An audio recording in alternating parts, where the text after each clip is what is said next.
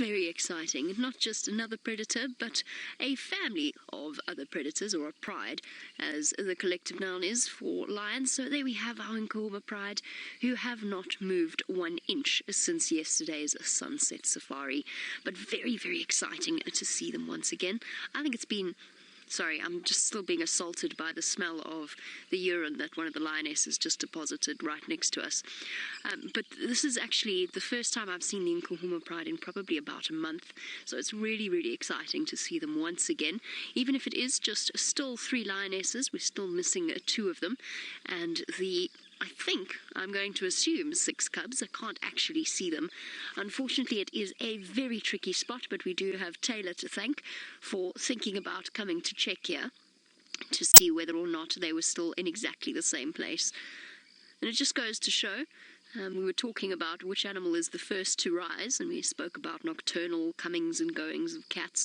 Sometimes lions don't move anywhere. Can sleep for up to 20 hours a day. So this was obviously just one of those days. They're still a little bit full-bellied from their waterbuck kill. And they've decided they're not going anywhere. And she must have an injury there on the side of her flank, or on her flank. You can see the flies have gathered around it. Shame, girl. It looks a little bit uncomfortable. Okay. We were in an ideal position. We are no longer in an ideal position. So just bear with me 1 second. We can try and get ourselves a different view of these lionesses. Ooh, not so easy. There we go. This is a very, very tricky patch that they are in. They're right on, sort of next to a tamboti thicket, so we had to maneuver our way around. Tamboti is a type of tree that is very important in the ecosystem out here, and it's one of the trees that we will absolutely not drive over.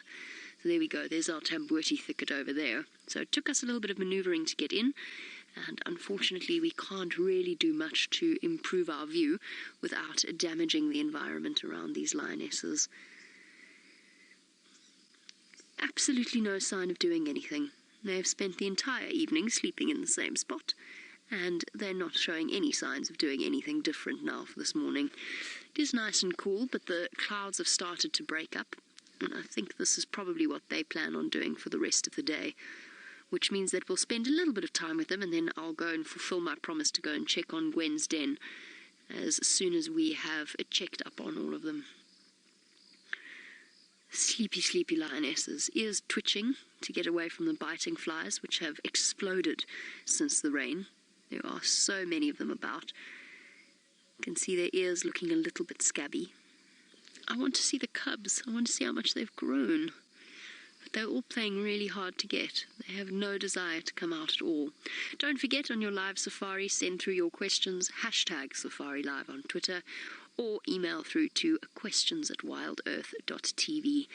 And for our new viewers, this is the Nkuhuma Pride. The pride that we, up until recently, used to see most regularly. And then they spent about a month away from us in the northern part of the Sabi Sands. So it's lovely to have them back once again. And the pride consists of 5 lionesses and 6 cubs, but 2 of the lionesses have moved away from the rest of the pride, Amber Eyes and the youngest female, the youngest adult female, should be. Sorry, let me shift around for a second. And sorry, Stephanie, hold off on that thought.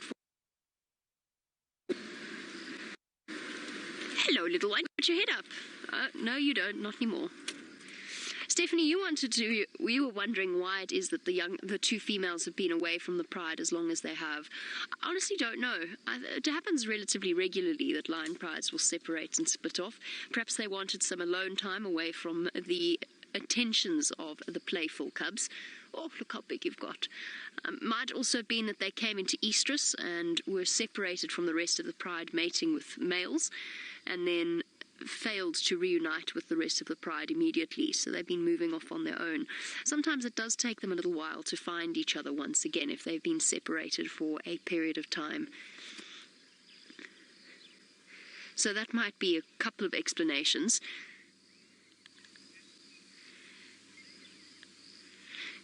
Okay, while our lions sleep and rest patiently, let's go back to James in the tent. Now we are